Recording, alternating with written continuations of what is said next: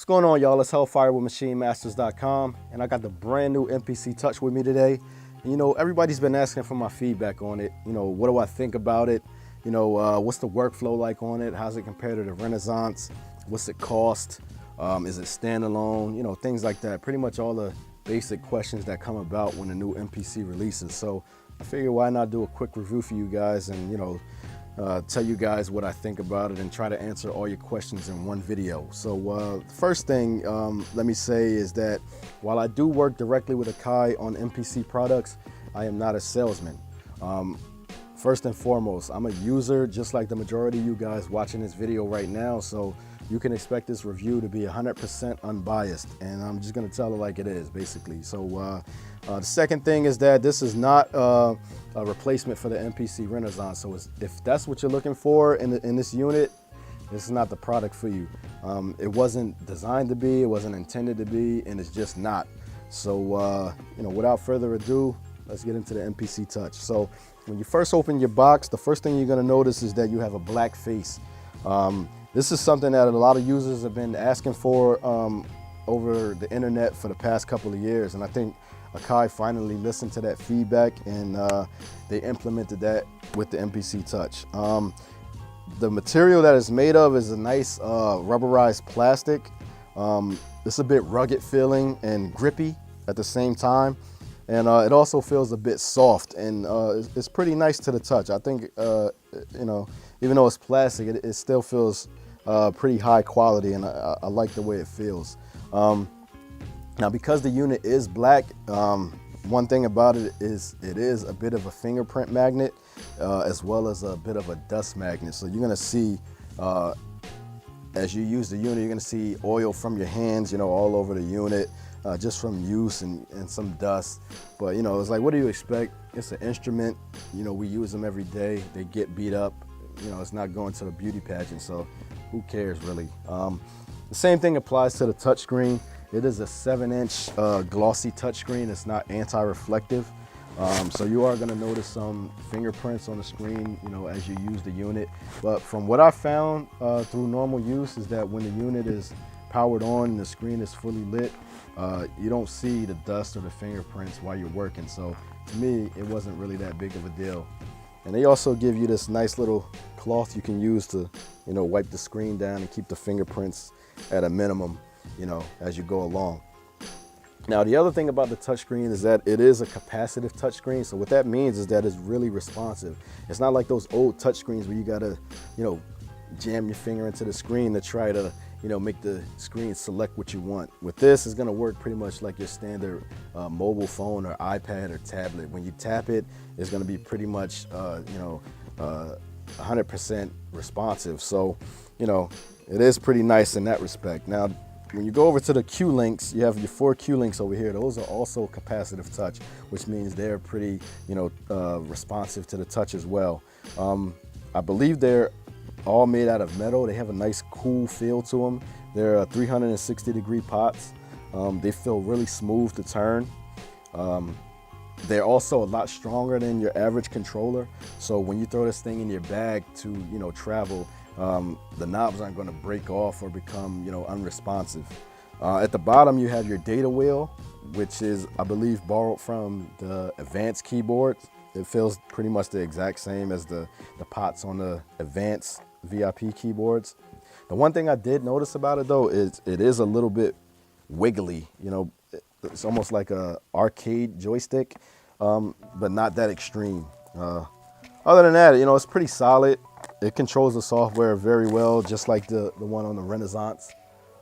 It's just the Renaissance one is a little bit more, sturdy.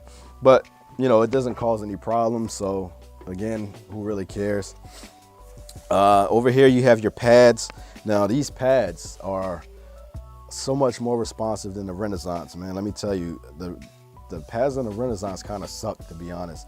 I found that I had to put the pad threshold with the Renaissance on 1 in order to get a nice feel when I'm playing the pads. That same setting on this, I found was causing the pads to trigger by themselves. I don't know if that's a bug in the software or if that's just how sensitive they are. But I found that I had to change the threshold setting to normal with the MPC Touch in order for it to operate properly. Once I set it to normal, you know, these pads are beautiful. You know, they're responsive, they're nice and soft, and they're fat, and they're really responsive, like I said. You're gonna notice that the pads are also layered in a black coating, so you know when you're in the studio vibing out in the dark, you're not gonna have that fruity pebble glow or the Simon Says lights, you know, coming back up in your face. You do have the outside edges of the pads; those are RGB lit. You're gonna have all your standard colors, and they did add a lot more colors to the 1.9 software than was originally available with the Renaissance. So we're gonna go over those colors once we, you know, check the software out. Up here you have your pad banks, which, you know, I don't need to, you know, explain those too much. You know, 2 banks per button is 8 banks, just like the Renaissance. You have your note repeat, full level, 16 level, and your dedicated erase button. Over here is your Q-Link button, and down here is your transport section, as well as your menu and your mode navigations.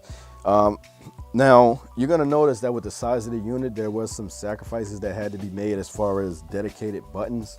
And that wasn't only because of the size of the unit, that was also because you have a touch screen now. So anything you want to access, you just reach out and touch it, you know, and it's pretty much instant for the most part. The one thing that was a bit of a hit for me was the removal of the location buttons on the transport. The way I like to work is when I'm doing my drums or, you know, or adding notes to a melody or something, I like to quickly, you know, go back with the bar and go back a few bars and, you know, quickly sneak notes in here and there. With that being missing on this, I found myself having to start the sequence from, you know, bar 1 and let it play to where I want to add my note, and then just keep doing it that way. There is a transport counter at the top right of the screen that you can select and adjust with the data wheel while you're you know, working and trying to do that method, but having the actual dedicated button is a lot more efficient for me. So, you know, that was a bit of a disappointment for my workflow for me. But other than that, you know, it's not really that big of a deal. You know, you have your cursor buttons, you have a dedicated copy button, undo, and, you know, your tap tempo and your shift button. If you turn the unit around, you're gonna notice we have built-in audio interface. So over here you have your power button. Here you have your DC input, which is your wall wart. A lot of people are going to be upset that you have a wall wart, but that's because of the screen. It's required to power the screen. The screen is not able to be powered by bus power, so, you know, you're going to have to plug it in. Most places are going to have power anyway. If you're one of those people that like to make beats on the beach or, you know, on a bus or, you know, while you're walking down the street, this ain't for you. You're gonna have to choose another product. Over here we have the USB input, which is gonna be a connectivity to the MPC software. Here you have your input volume, which is for your sample gain. You have your 1/4 inch inputs, your 1/4 inch outputs. You have an 1/8 inch headphone jack. You have your master output volume, and then over here you have your MIDI in and out. And the MIDI in and out is 1/8 inch TRS to MIDI. So it's gonna be TRS to 3-pin MIDI and a 5-pin cable. And these just plug in, just like that. One in, one out, and you connect those to, you know, your outboard gear, synthesizers, or, you know, sound modules, or, you know, any other MIDI devices that you might have. Now, the one thing about the interface is that some people are going to be a little upset that it's limited to 44.1 kilohertz. To me, it's not really a big deal because that's what everything ends up at anyway once you release the music. So, you know, I don't really care. But you have your audiophile guys out there that like to work at, you know, 88 and 96. The actual interface does support up to 96, but for whatever reason, I believe it's limited to for by the software. And it may be increased in the future with an update, I don't know, but you know, it is what it is. Now, as far as the interface quality, if I had to compare it to something, it would probably be like an Mbox or you know, a Focusrite Sapphire or some M audio interface like that. It's not going to be on the level with a Apollo or Apogee or, you know, something like that. The unit itself is only $800, so you know, you're not going to get you know that high end of audio for what you're paying. But it is something, you know, to start off with. And like I said, if you don't like the sound you're getting out of it, you can always just connect it to your higher quality interface anyway. I have an Apollo. Sometimes I like to use it with that, you know, and rock out like that. Now, if you know me, you know my favorite color is red. So I'm in love with the bottom of this, and, you know, just the MPC red theme overall, you know, I love that. The bottom is made out of a nice metal. So overall, Akai did a really good job with the build quality of the MPC Touch, and you're not really gonna find this level of quality in a lot of the other controllers on the market, you know, for this price, I should say. I like how they did the embossed Akai logo on the front. I'm not sure if you can see that. You know, on the front you have your Akai branding. You know, like I said, this unit is going to be nice for the guy that travels, you know, doesn't want to take a huge Renaissance with them everywhere they go.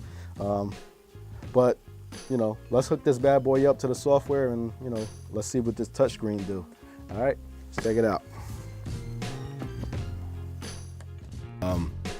I'm gonna go ahead and I'm gonna load up some sounds right quick so we can, you know, demo this thing. So, really cool for all you guys that are just starting out in beat making. What I have is a new beat making course that's gonna show you guys how to make a beat from start to finish using a sample.